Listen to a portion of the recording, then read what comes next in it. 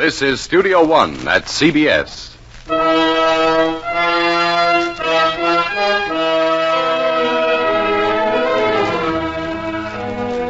Get down, Father, get down.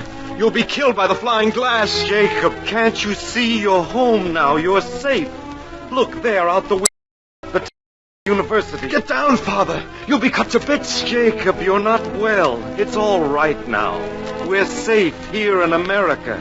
We're thousands of miles from the nearest spot where bombs fell. Understand? You don't understand. These are the new rocket bombs. The new rocket bombs for the Jews.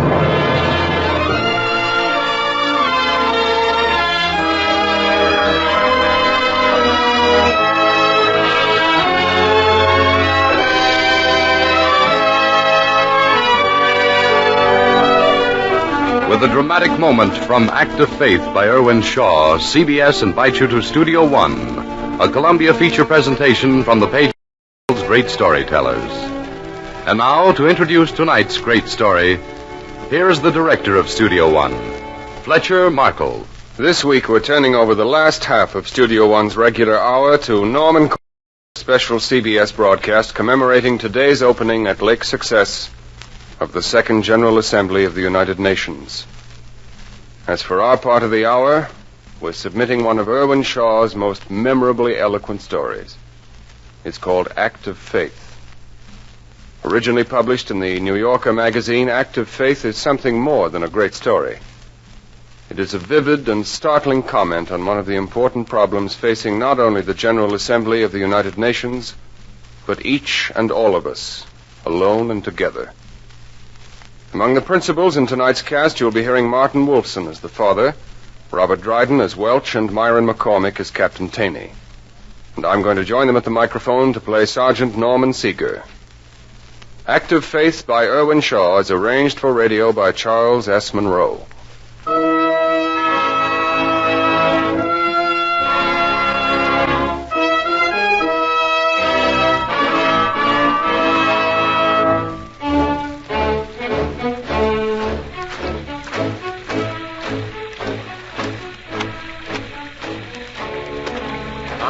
Redeployable, it's so enjoyable. The war had come. In time, they had joined up. They had fought to the end, somewhere in Germany. Now here they were, after the victory, the fighting over, still in France, in the mud and the rain and the chill. October 1945. I'm redeployable. The sentiment's untrue, but I like the tune. It's the CO's tent up ahead, Seeger. So it is, Olson, so it is. Remember now, present the case to the captain in a pitiful light. Yes. 3 battle-scarred veterans who fought their way from Omaha Beach to... What was the name of that town we fought our way to? Königstein. Königstein, yeah. Point out that we are the backbone of the Army, the non-commissioned officer. Why, it's the captain's duty to see that you and Welch and myself get to Paris tonight. Uh-huh. Mention our low state of mind, huh? Our need for Paris and la vie. Might mention our decorations in passing. What decorations should I mention? The Marksman's Medal? I'll mention the Bronze Star, the Silver Star, the Croix de Guerre with palms, the Unit Citation, the Congressional Medal of Honor. You don't think Captain Taney will remember we haven't won most of them, do you? Do you suggest, sir, that one Southern military gentleman will dare doubt the word of another Southern military gentleman in the hour of victory? Captain Taney and I come from Ohio. Why, Welch comes from Kansas. You've heard of Kansas. Magnolia scented Kansas. Of course. I'm no fool. Hey, here's his tent. Do your duty by your men, Seeger.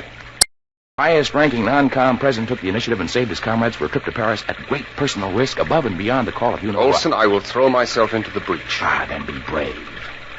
Welch and I'll be waiting for you in our tent. Okay.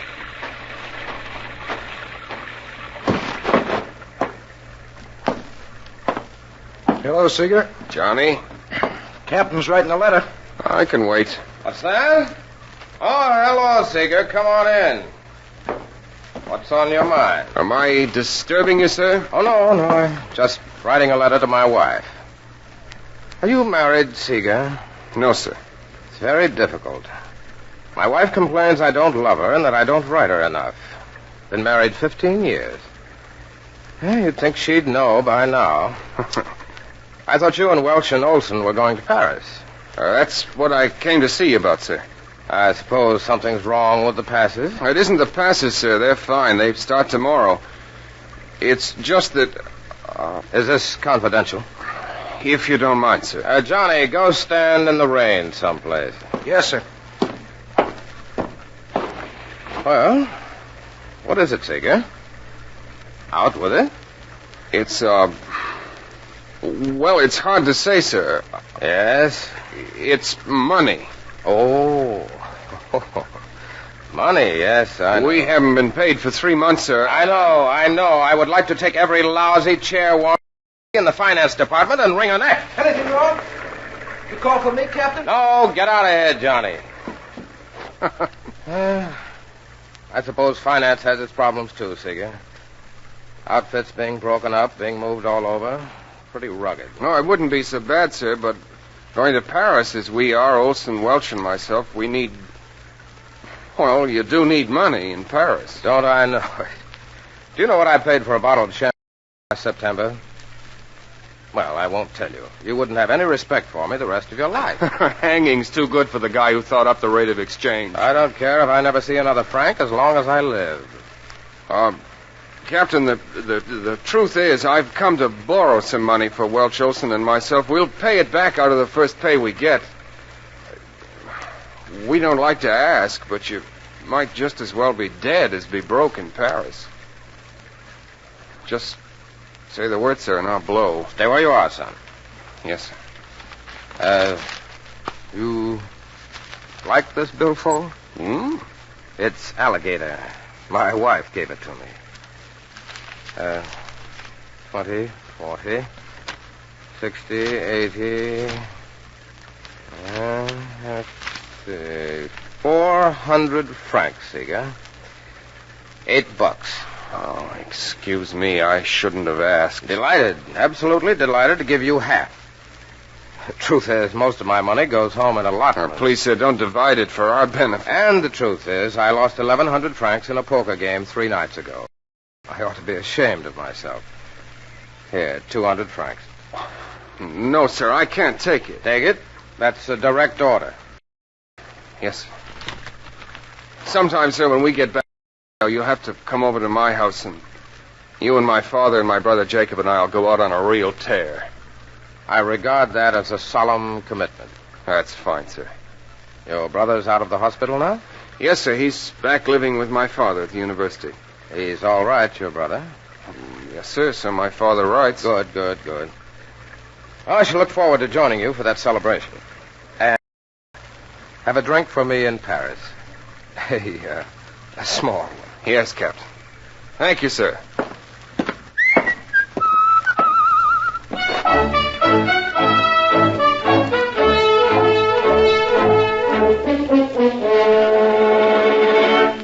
Well, Seeger, mon vieux? How much, Norman? 200 francs, gentlemen. 200 francs. Oh, a boy on a man's errand.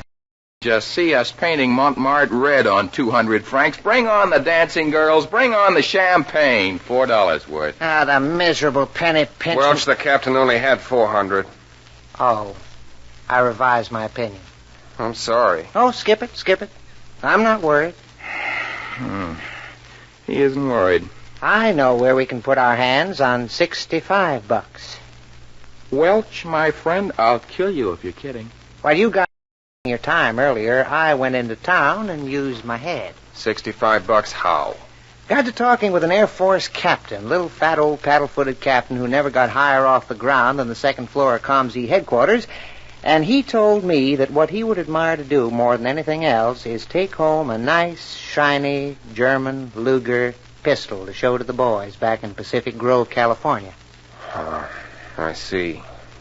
Oh, that Luger of his means a lot to Seeger, Welch. A whole lot. I was there when he got it. But they've been selling for as low as $35. I know. A lieutenant offered me $100 for it back in August. You know, I bet you could sell yours to this captain for $65 and later on maybe buy another just as good for $35. That'll give you $30 clear on the deal. We could sure use dough like that for Paris. Yeah. Well, there's no hurry. I told the captain I'd see him about 8 tonight. That's 5 hours. You've got plenty of time to make up your mind, Seeger. Me, I'm not saying a word. Oh, I forgot. I picked up a letter for you, Norman. Oh, thanks. That's your father's handwriting, isn't it? Yeah. I saw the name and the address, but it doesn't look like his other letters. He always writes so well, so neat, like a college professor should. Read your letter, Seeger. I'm just gonna lie here and think about that nice Air Force captain. I'll think about him some more after I read this.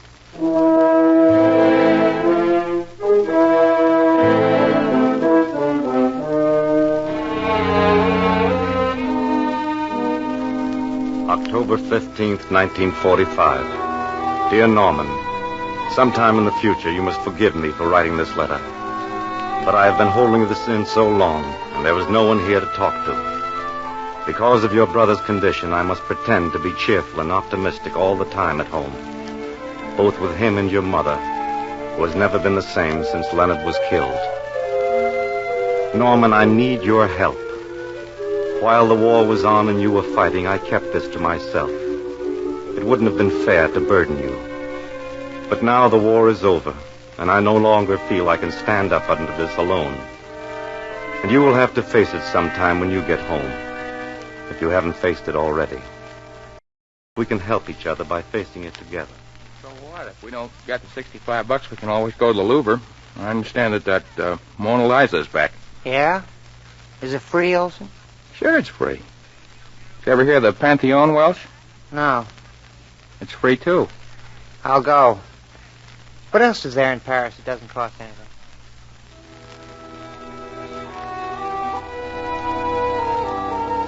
It wasn't until last Sunday morning that something happened to make me feel the full force of the thing. I don't know how much you've guessed about the reason for your brother Jacob's discharge from the army. It's true he was pretty badly wounded in the leg at Metz. But I've asked around, and I know that men with worse wounds will return to duty after hospitalization. Jacob is suffering now from what I suppose you call combat fatigue, and he is subject to fits of depression and hallucinations.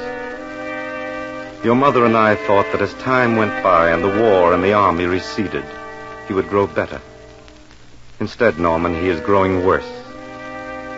Last Sunday morning, when I came down into the living room, he was crouched in his old uniform next to the window, peering out.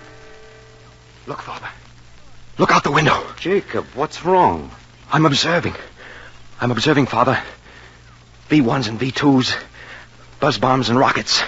They're coming by the hundreds. No, Jacob, you're here at home, in Ohio, with your mother and me. Get down, Father, get down. You'll be killed by the flying glass. Jacob, can't you see you're home? Safe. Look there out the window. The towers of the university. Get down. You'll be cut to bits. Very well. I'll get down. Lower. Get down. Lower, Father. You'll be killed. Jacob, we're safe here in America.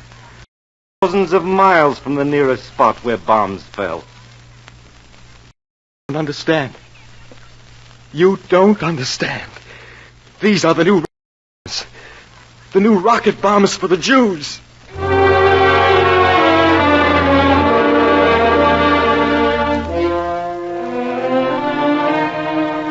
After that, Norman, your brother seemed to forget about the bombs from time to time.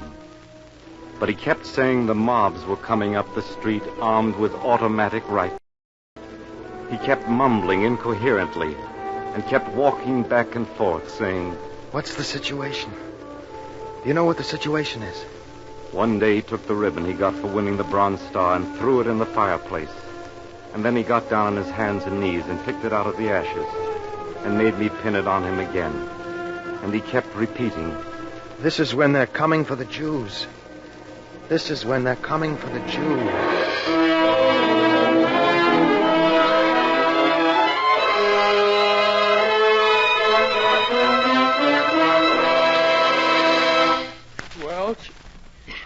Welch, where'd Seeger go? Huh?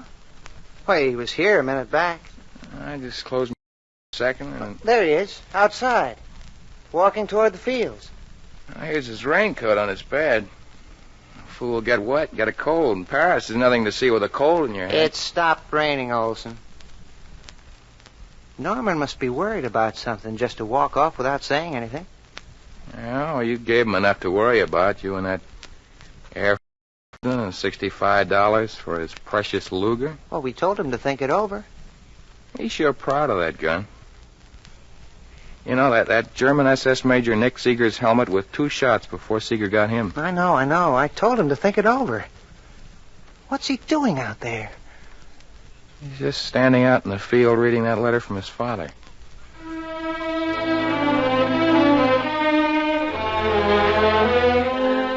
The terrible thing is, Norman, that I find myself coming to believe sometimes that it is Jacob who is the normal one, and I going about my business teaching economics in a quiet classroom, pretending that the world is comprehensible and orderly. I am really the mad one. I do not see rockets and bombs, but I see other things.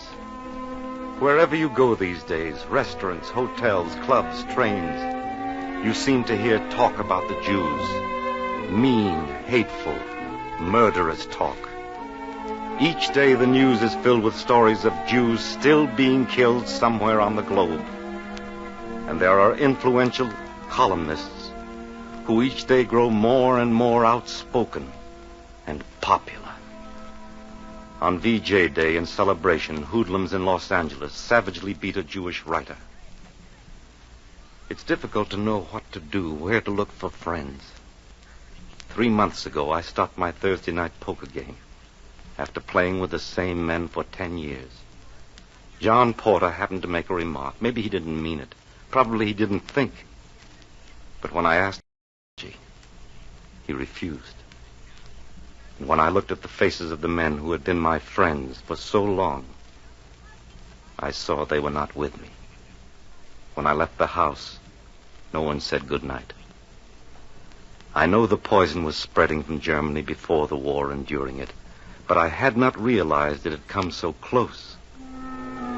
Most hateful of all, I have found myself looking for Jewish names on the casualty lists, and secretly being glad when I found them there, to prove that there, at least, among the dead and wounded, we belonged.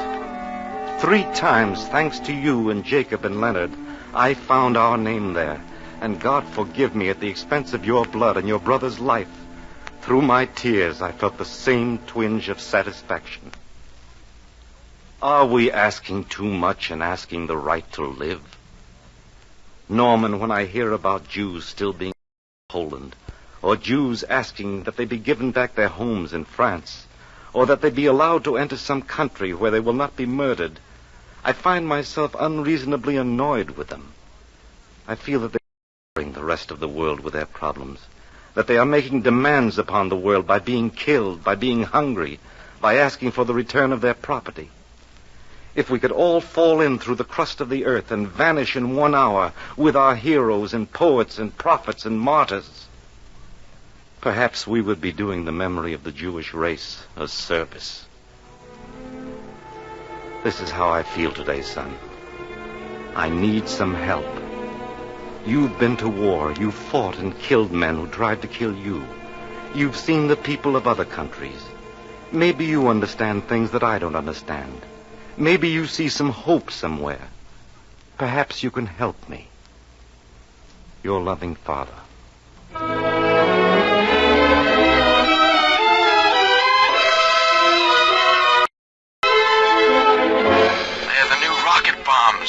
They're for the Jews. Wherever you go these days, restaurants, hotels, clubs, trains, you seem to hear talk. Mean, hateful, murderous talk.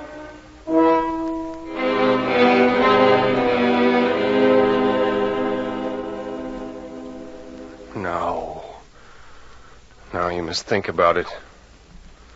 No use being angry with your father for making it necessary to think about it. While you were fighting, you were too busy and frightened and weary to think.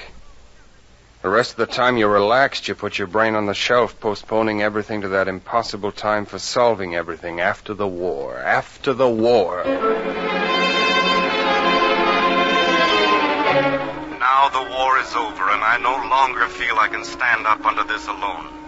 And you will have to face it when you get home.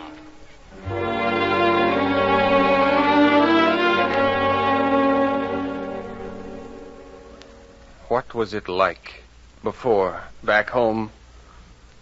3 years is so long. You knew then that there were all sorts of Jews. Some who saw signs against the Jew in every smile on a streetcar, every whisper, pogroms in every newspaper article, scorn in every handshake, death in each closed door. But you weren't like that. You were young and big and healthy and easygoing. Back in America, what was going on in Europe was remote, unreal. The chanting, bearded old men burning in furnaces, the dark-eyed women screaming prayers in Polish and Russian and German as they were pushed naked into gas were as shadowy and unreal to you as they were to the men who went through the plays with you in the giant stadium. The men named O'Dwyer and Wickersham and Poole.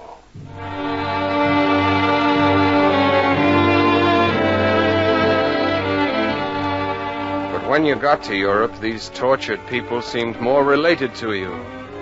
When you went through the towns taken back from the Germans, gaunt, gray-faced men and women stopped you on the streets humbly. Unbelieving, they peered at you and whispered, "Are you a Jew?" You never quite understood why they asked it, until one day on a street in Strasbourg. And you? You are a Jew? Yes. You hear? You hear, Martha? It is not true.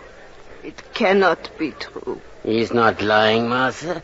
Why should this young American soldier lie? He is so big, so strong. He walks with the others. A Jew. Your rifle, soldier, is a beautiful rifle. It's like the ones the others carry. Like the others carry. A Jew marching beside the others to liberate us. But I have lived to see this.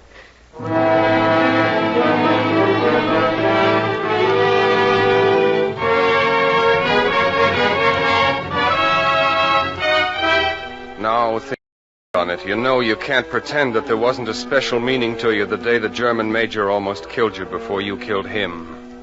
Standing in the warehouse your outfit had just taken, standing over the major with his face your bullets, and the Luger pistol still smoking in his hand, you had tasted an extra flavor of triumph.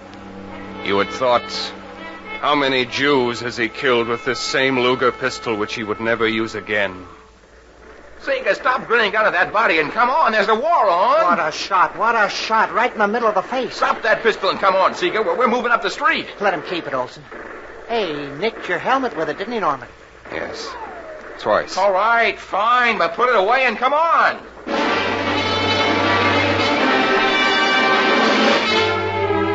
Neither Olson or Walsh, who were like brothers, had ever understood why you resolved in that moment there to take the Luger pistol back to America with you and keep it with the barrel plugged in your desk.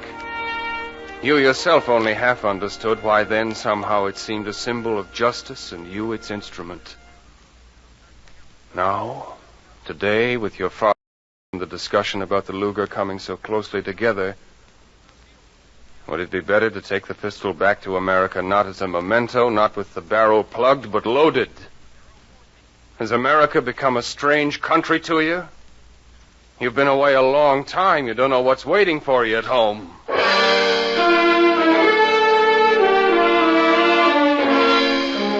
You remember the things you didn't want to remember while you were in the army. The words of hate you overheard. The disgraceful stories that were repeated until they finally reached your ears. Like the story about the aristocratic lieutenant commander who said to the ensign, "Mister, the Constitution of the United States says I have to serve in the same Navy with the Jews, but it doesn't say I have to eat with them." Or the pretty girl who said, "And they were so short-handed, they actually hired a Jewish girl as a secretary. If I weren't so patriotic, I'd resign at once."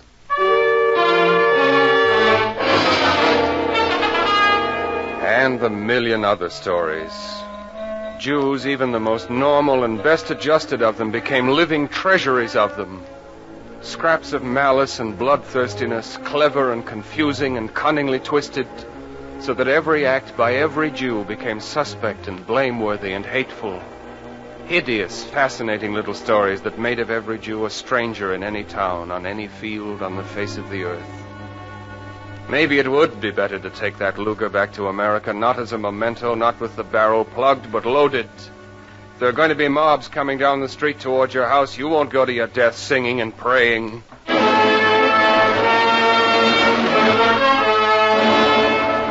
And then, suddenly, ashamed and ridiculous for these thoughts. Seeger. Hey, Seeger, my boy, what are you doing out here in the field?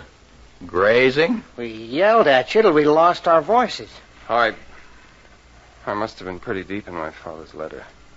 Anything wrong? No. Nothing much. Norman, we've been talking, Olson and me, and we decided that you're pretty attached to that Luger, and maybe if you... Well... What I'm trying to say is we withdraw the request. If you want to sell it, okay. If you don't, do it for our sake. Honest. I haven't made up my mind yet. Anything you decide is perfectly all right with us. Perfectly. Thanks. Let's walk.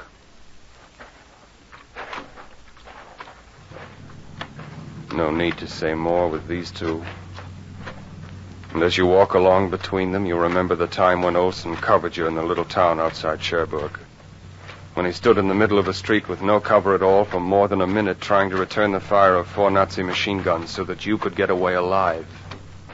And there was the night outside of Saint-Lô when Captain Taney crawled through a minefield in the blackness to bring you in after you'd been wounded. Welch and Olson, tough and dependable and honest. The drinks you've had with them, the long marches, the cold winters, the girls you've gone out with together. What would Welch and Olson think of your father and your brother crouching behind the window in Ohio waiting for the rockets? Olson? Welch?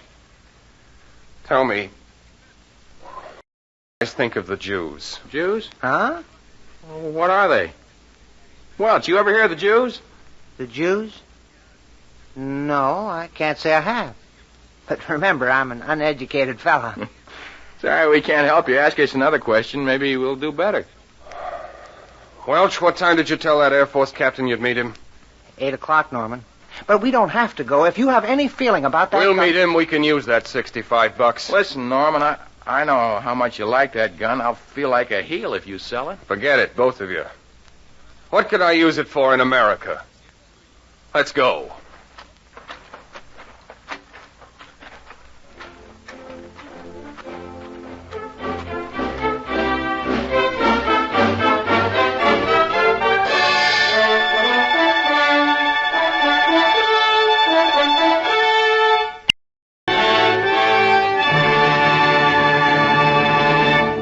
From Studio One at CBS, you have just heard Fletcher Markle's production of Act of Faith by Irwin Shaw. Another Columbia feature presentation from the pages of the world's great storytellers. Tonight's script was prepared by Charles S. Monroe of the CBS Division of Program Writing. The original musical score was composed by Alexander Semler and conducted by Alfredo Antonini.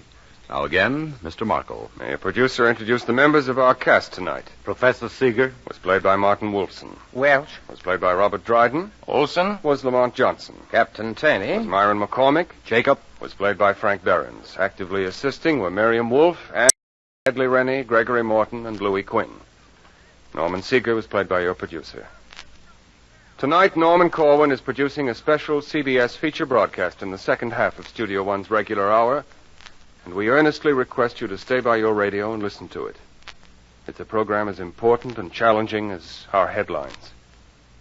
Next week, Studio One will be back with its full hour, and we're pleased and already amused with our story. It's Booth Tarkington's Gentle Julia.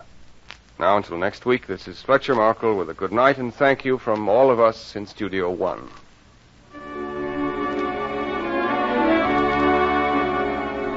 This is CBS, the Columbia Broadcasting System.